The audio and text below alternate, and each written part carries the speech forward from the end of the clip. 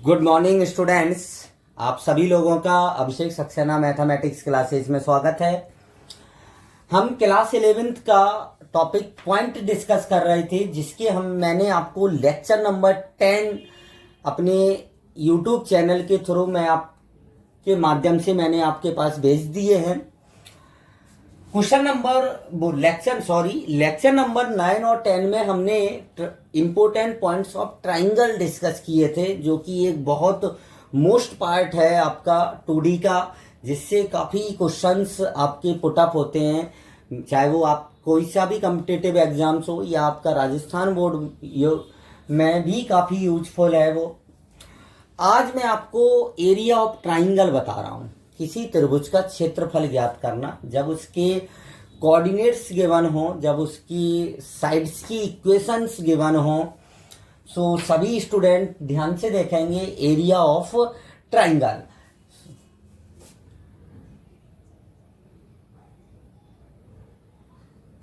Area of triangle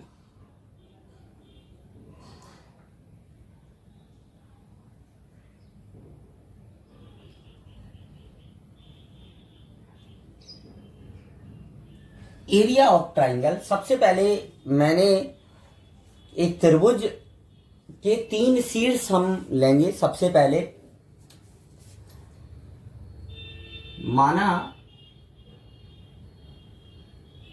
A बिंदु point है आपका x1, y1, बी पॉइंट है आपका x2, y2 and C point है आपका x3, y3। तो त्रिभुज का क्षेत्रफल जो होता है आपका, त्रिभुज का क्षेत्रफल बराबर 2 फार्मूले होते हैं इसके 1/2। एक तो होता है आपका x1 y2 minus y3 plus x2 y3 minus y1 और plus x3 y1 minus y2।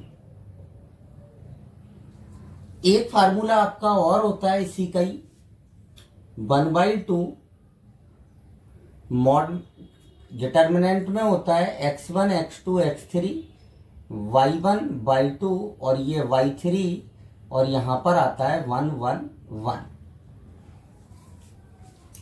ये आपके फार्मूले होते हैं एरिया ऑफ ट्राइंगल के। अब हम थोड़ा सा ये जो फार्मूले हैं, ये इनकी उत्पत्ति के बारे में बात करते हैं, इनके प्रूफ के बारे में बात करते हैं कि एक्चुअल में ये फार्मूले बनते कैसे हैं, आता कैसे। तो आप ध्यान से देखेंगे सभी स्टूडेंट। यहाँ पर मैंने एक ट्राइंगल बनाया आपका।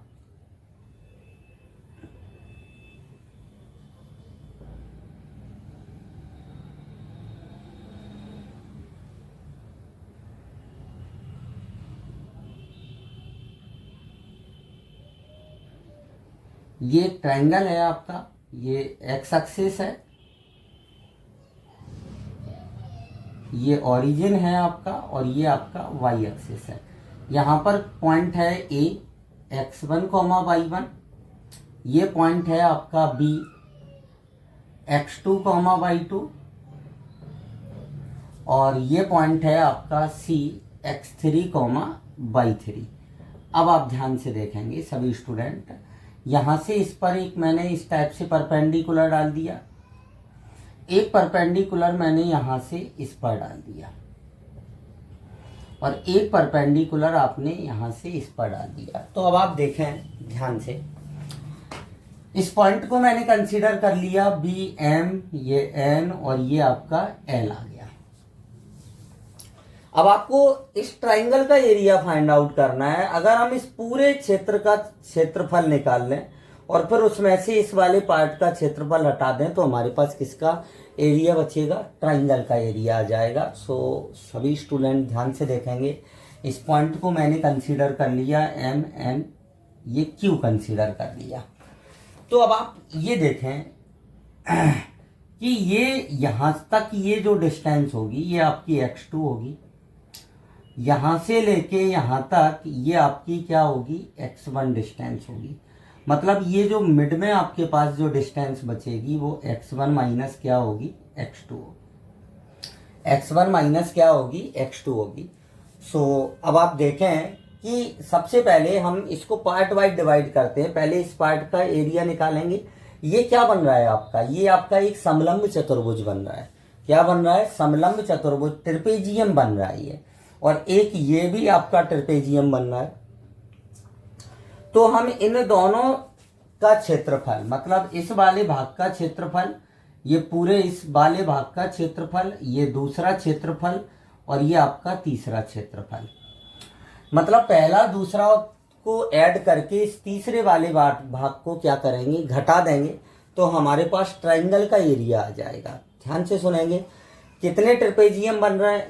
एक तो हम ये एरिया फाइंड आउट करेंगे जिसको हमने एरिया नंबर 1 दिया है। एक ये एरिया हम फाइंड आउट करेंगे जिसको हमने एरिया नंबर 2 दिया है। तो ये पूरा क्षेत्र आ जाएगा हमारे पास, जो दिख रहा है हमारे पास ए, एम, एल और ए, पूरा क्षेत्र आ जाएगा। फिर हम उसमें से इतने वाले, इस वाले पार्ट को, थर्ड नंबर वाले पार्ट को घटा देंगे, हटा देंगे, तो हमारे पास किसका क्षेत्रफल आ जाएगा, आपके ट्रायंगल का क्षेत्रफल आ जाएगा। तो सभी स्टूडेंट ध्यान से देखेंगे इधर।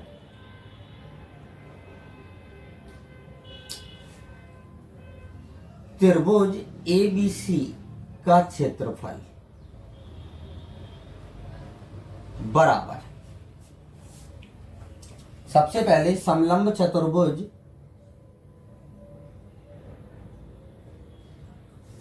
ए बी एम एन, समलंब चतुर्भुज का क्षेत्रफल लिखेंगे हम इसको ए बी एम एन और ए का क्षेत्रफल। आप इसको और भी भाषा में लिख सकते हैं, दूसरी भाषा में भी लिख सकते हैं, ऐसे सीधा सा बोल सकते हैं आप, ए एन एम ए का क्षेत्रफल, जैसा भी आपको ठीक लगे।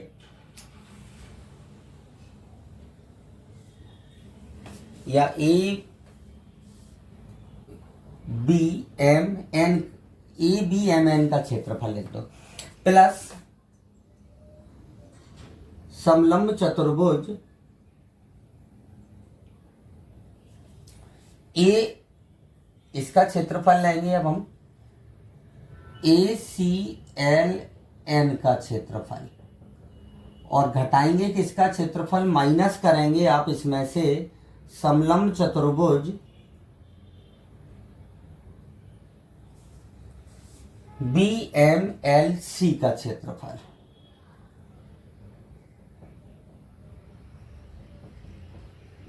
अब आप ध्यान से देखेंगे, समलंब चतुर्भुज का क्षेत्रफल क्या होता है, समांतर भुजाओं का योग बटा इनटू उनके बीच की दूरी। समलंब चतुर्भुज का क्षेत्रफल क्या होगा आपका, समांतर भुजाओं का योग, मतलब एक यहां पर आ जाएगा आपके पास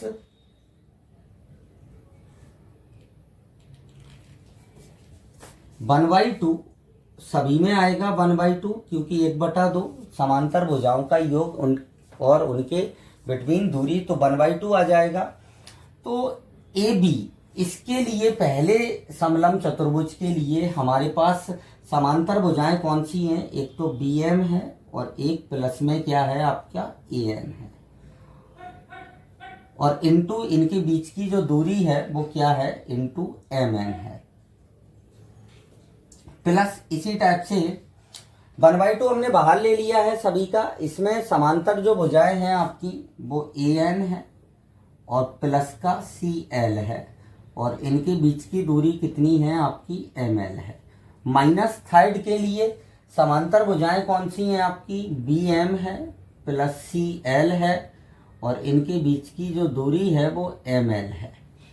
क्या है आपका, एम एल है। अब आप रखें, बस वैल्यू रखना है अब आपको, 1/2 बी एम क्या होगा आपका, /2 होगा। ए एन क्या होगा आपका, /1 होगा। एम एन क्या होगा, एम एन होगा आपका x1 माइनस x2 होगा, प्लस ए एन क्या होगा आपका, /1 होगा, और CL क्या होगा आपका बाई 3 होगा। और ML की बात करें अगर अपन यहाँ पर ML, सॉरी एक मिनट, आप ये NL आएगा। अगर हम NL निकालें तो NL क्या निकलेगा, यहाँ से लेके यहाँ तक की जो दूरी है वो आपकी x3 है, और यहाँ से लेके यहाँ तक की दूरी जो आपकी x1 है, तो ये आ जाएगा आपका x3 माइनस x1 आ जाएगा। सो हम यहाँ पर लिख देंगे x3 माइनस x1। और माइनस BM क्या है आपका बाई 2 है, और CL क्या है आपका बाई 3 है, और ML अगर हम निकालें तो ML क्या निकलेगा आपका कि ये डिस्टेंस पूरी x3 है, OM कितना है आपका x2 है, तो ये आ जाएगा आपके पास x3 माइनस x2 आ जाएगा। इस टाइप से हमने इसको सॉल्व कर लिया। अभी आप इसको नोट करें।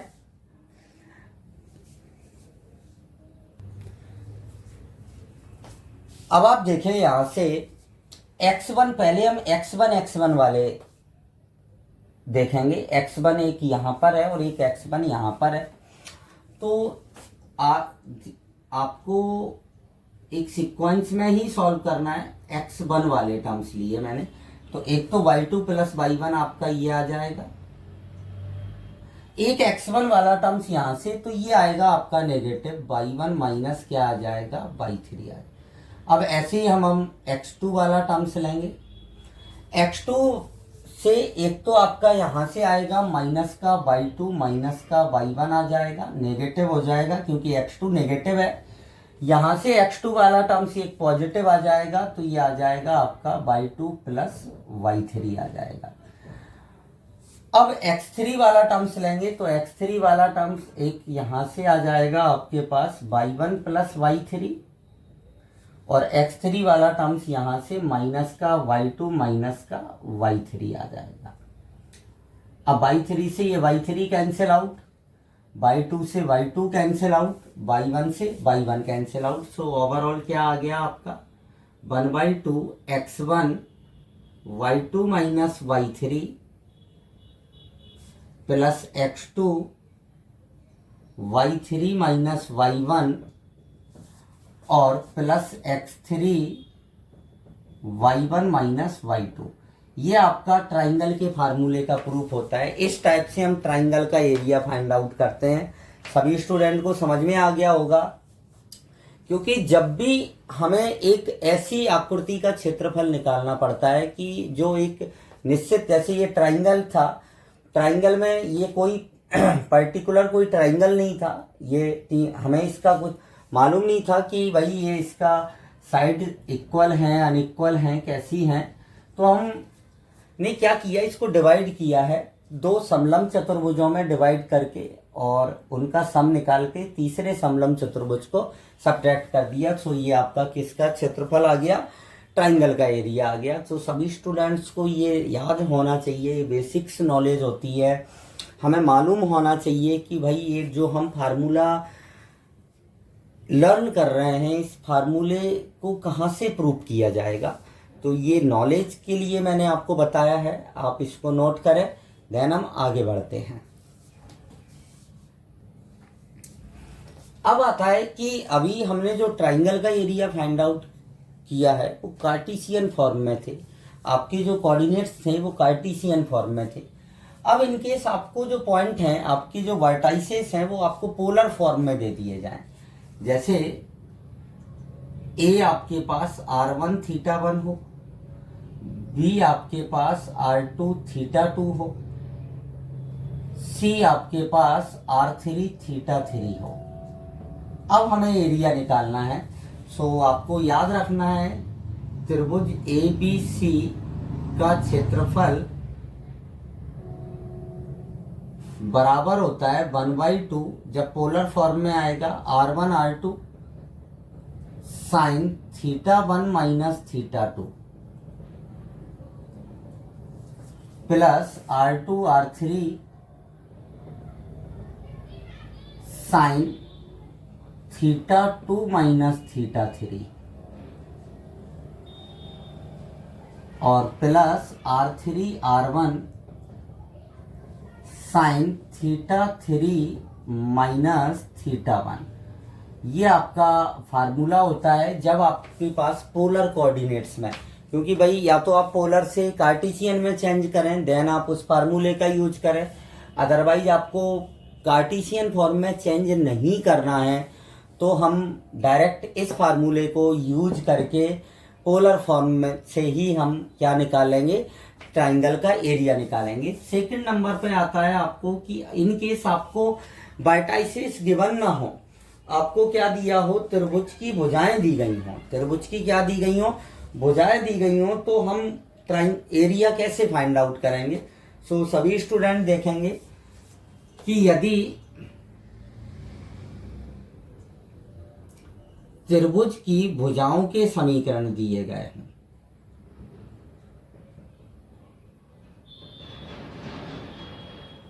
समीकरण दिए हैं, पहला है a1x plus b1y plus c1 equal to 0, दूसरी साइड है आपकी a2x plus b2y plus c2 equal to 0, और तीसरी साइड है आपकी a3x plus b3y plus c3 equal to 0। ये दिया हो तो या तो आपके पास दो मेथड है, या तो आप इनको एलिमिनेशन मेथड या विलोपन, जिसको हम विलोपन विधि बोलते हैं, उसको सॉल्व करके आप तीनों सीड्स निकाल के और देन हम उसी फार्मूले को यूज कर लें जो हमने पहले पढ़ा था। या आपको अगर आप यहाँ से आपको डायरेक्ट फार्मूला फाइंड आउट करना है, आपको डायरेक्ट आंसर ही चाहिए, तो हम कैसे निकालेंगे ये सभी स्टूडेंट ध्यान से देखेंगे कि इसके लिए फार्मूला होता है आपका डेल्टा इक्वल टू 1/2, यहाँ पर आता है कैपिटल C1, कैपिटल C2 और कैपिटल C3।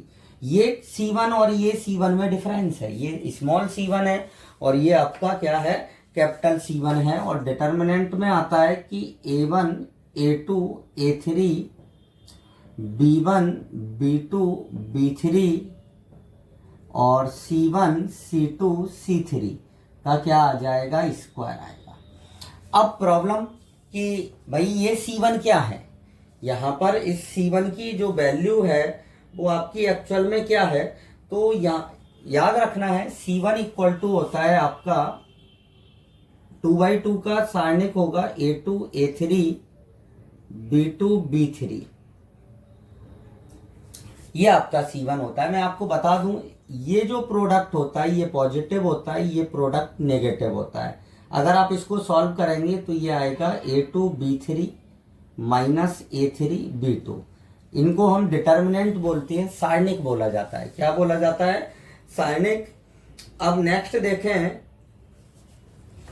C2 होता है आपका A3 A1 और B3 B1, और यहां पर C3 इक्वल टू होता है A1 A2 और ये आता है B1 B2। ये अब हम इन फार्मूलों से इन सारणिक को सॉल्व करके C1 C2 C3 की वैल्यू निकालेंगे, और ये सारणिक आप अपनी रेखाओं से बना के इसको सॉल्व करेंगे तो आपका क्या आ जाएगा, फाइनली ट्राइंगल का एरिया आ जाएगा। अब आप इसको नोट करें, एक फॉर्म और है इसका, मैं वो भी आपको बता देता हूं। नेक्स्ट आता है जब आपकी त्रिभुज की भुजाएं इस फॉर्मेट में दिए हों। अब कई स्टूडेंट्स को ये नहीं मालूम है कि भाई ये फॉर्म क्या है, वो भी एक आपकी इक्वेशन थी भुजा की, और ये भी आपकी इक्वेशन है, साइड्स की इक्वेशन है, बट इनमें डिफरेंस क्या है। जो हमने अभी इससे पहले जो इक्वेशन लिखी थी वो एक स्टैंडर्ड इक्वेशन होती है, लाइन की, स्ट्रेट लाइन की एक स्टैंडर्ड इक्वेशन होती है। अब इस लाइन के ही कई फॉर्म्स होते हैं, वो हम जस्ट इसके बाद स्ट्रेट लाइन पढ़ेंगे, उसमें हम सीखेंगे। ये जो फॉर्म है ये आपका स्लोप इंटरसेप्ट फॉर्म है, प्रवणता अंताखंड रूप, प्रवणता और अंताखंड रूप बोलते हैं इसको। जब इस फॉर्मेट में आपको लाइंस दी जाएंगी, आप दोनों ही, अगर आप जो स्टैंडर्ड लाइंस थी उनको इन फॉर्मेट में सॉल्व चेंज कर लें तो देन आप इसी फार्मूले को यूज कर सकते हैं। तो इस स्थिति में जो आपका फार्मूला बनेगा वो आपका होता है C1 माइनस C2 का स्क्वायर और अपॉन में आता है M1 minus M2, M1 minus M2 आता है plus C2 minus C3 upon M2 minus M3 आता है।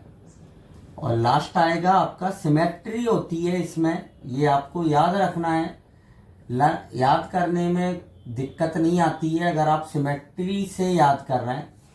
ये आपका फार्मूला यूज करेंगे आप, जनरल सिंपल वे है, आप कंपेयर करके M2 M3 M4 M1 C1 C2 C3 की वैल्यू इसमें पुट कर दें, डायरेक्ट आपका क्या आ जाएगा, आंसर आ जाएगा। सो ये आज हमने ट्राइंगल का एरिया कंप्लीट कर लिया है। कुछ पॉइंट मैं आपको बताना चाहूँगा कि 4th नंबर जो एरिया होता है त्रिभुज का क्षेत्रफल सदैव धनात्मक होता है। कैसा होता है? धनात्मक होता है। पहला नंबर पॉइंट ये बहुत, आपको एरिया कभी भी नेगेटिव नहीं लेना है, अगर नेगेटिव आ रहा है तो आप उसको पॉजिटिव में ही लिखेंगे। 5th नंबर आता है यदि ABC संरेखीय हैं तो त्रिभुज ABC का क्षेत्रफल जो होगा आपका बराबर 0 होगा।